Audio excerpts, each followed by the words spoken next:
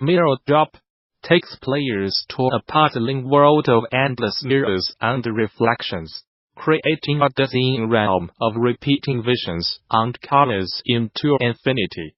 Gamasutra spoke with Lilley, developer of the Excellence in Visual Art nominated Gamasutra Mirror Drop, to talk about the challenges faced in creating a game built to disorient, the difficulties of making puzzles in the game's confounding landscapes, and the joy of becoming lost in their own realm of endless reflections. My name's Lilley, and I did everything in Mirror Drop except the music, which was done by the 3D.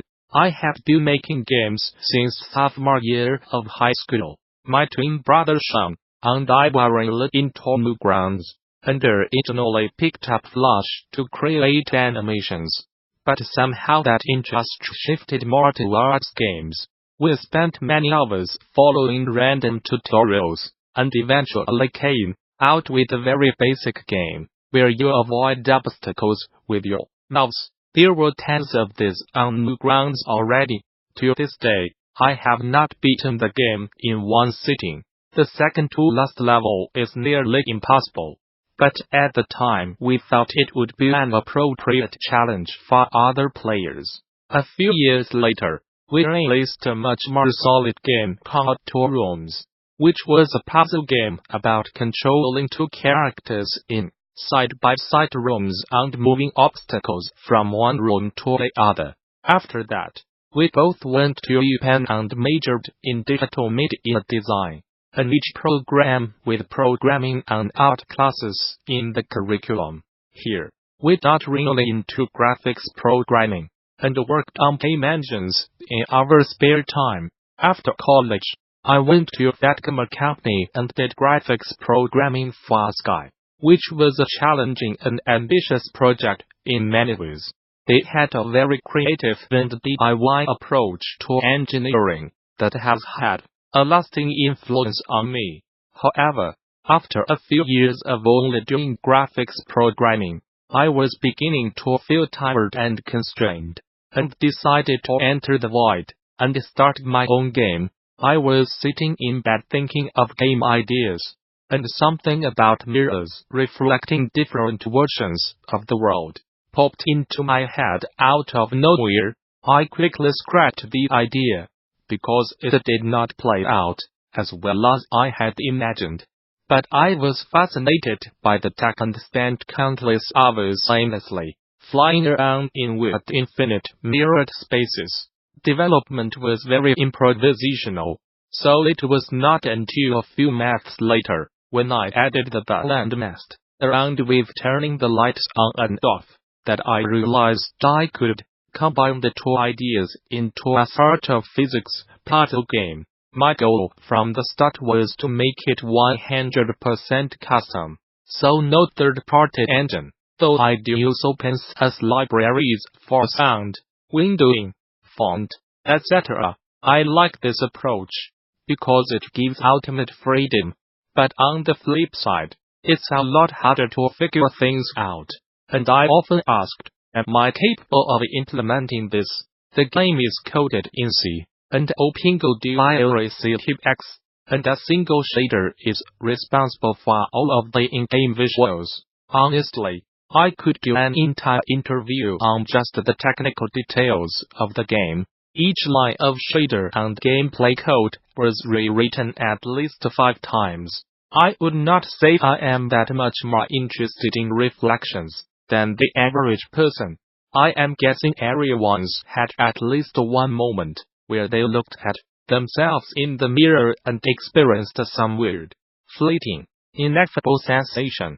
But when it comes to programming, reflections have been a joy for me ever since I became interested in graphics. I guess I was perplexed that such a common real-world effect was not easily possible in games. My first few attempts during college were alright, but because they were based on raster precision voxelization, they would come out blocky. For Mirror Drop, once I realized real-time ray tracing was possible, I wanted to push it to the absolute limit.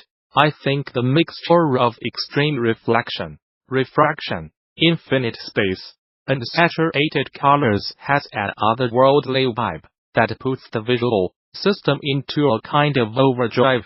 There have been so many cases of people watching 5 minutes of gameplay and coming out of it saying, I still have no idea how the game works, but I like what I am seeing.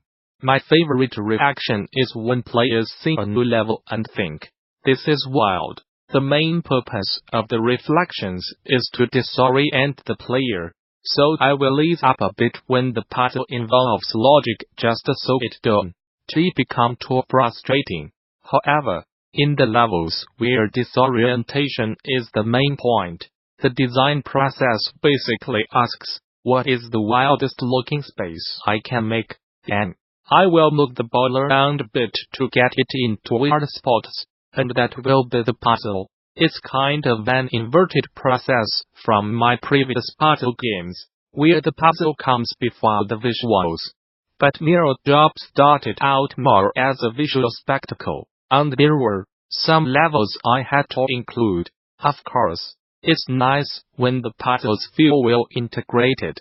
Trying to make every level feel unique was a big challenge. The game is comprised of just cubes, spheres, and cylinders, and for performance, resources could only use a small number of objects per level, so finding a good theme color scheme was very important. Also, every detail in the game is typed in code, and that turned out to be extremely inefficient when trying out new ideas. Another challenge was constructing each level in such a way that the ball never gets stuck, meaning you can always get back to earlier positions without restarting. I personally love when a piece of metal throws a giant curveball at me. So, in the game, I am not doing it to be mean to the player. I am doing it to break their expectations and overwhelm them in a good way. However, people have different tolerances for this, and I compromised in a couple areas. For example, and this will be impossible to explain by text, the final transition in level 13 used to be the second to last transition, meaning the giant spheres took up the entire space. As you were trying to solve the third puzzle, nearly everyone who playtested disliked this particular level. But Sean, my brother, thought it made the level great. I decided to tone it down a bit. There was another level that ended with an intense strobe light that made the field of view go in and out really quickly. I was kind of sad to remove it, but I was worried people would get headaches or something. Yes, I often found it disorienting, but that was usually a good sign. In fact, the game plan before discovering the light switching mechanic was going to be navigating spaces under increasing amounts of disorientation. There are remnants of this in the final game, most noticeably in the question mark level.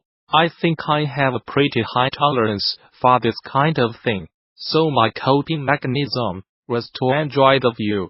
In the wake of the blister between online platform provider Improbable and engine maker Unity, another party has entered the fray. Epic Games, purveyor of Unreal Engine and the biggest competitor to Unity, said Thursday night that it has partnered with Improbable to establish a $25 million fund to assist developers who are left in limbo by the new engine and service incompatibilities that were introduced today. In essence, that means Epic is offering to help pay for game developers to move away from its competitor Unity, a calculated move that seeks to capitalize on Unity's public relations and relations blunder. Epic said the fund is to help developers transition to more open engines, services, and ecosystems. This funding will come from a variety of sources including Unreal Dev grants, Improbable developer assistance funds, and Epic Games Store funding. Thursday morning, Improbable stated that Unity-based projects that uses multiplayer online platform SpatialOS work in breach of Unity's freshly updated licensing terms. Unity has clarified to us that this change effectively makes it a breach of terms to operate or create SpatialOS games using Unity, including in development and production games. Improbable said today. Hours after Improbable's statement, Unity responded by saying Improbable's statement was misleading, stating that even though Unity is terminating its relationship with Improbable and SpatialOS, game developers who are currently developing SpatialOS games with Unity would not be affected.